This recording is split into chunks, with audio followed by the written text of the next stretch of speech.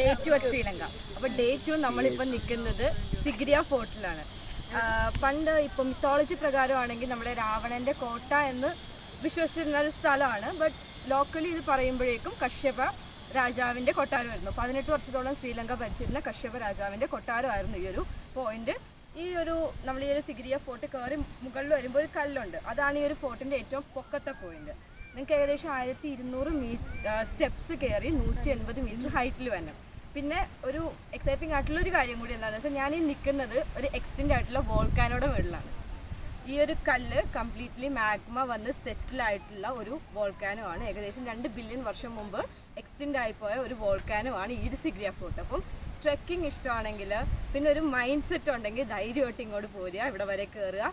ഈ പല എക്സിറ്റ്സും ഉണ്ട്, നമ്മൾ കയറുന്ന വഴിക്ക് പല എക്സിറ്റ്സ് ഉണ്ട്. അപ്പോൾ നിങ്ങൾക്ക് കയറാൻ ബുദ്ധിമുട്ട് വരുന്ന സ്ഥലത്ത് നിന്ന് എക്സിറ്റിലേക്ക് പോവുക.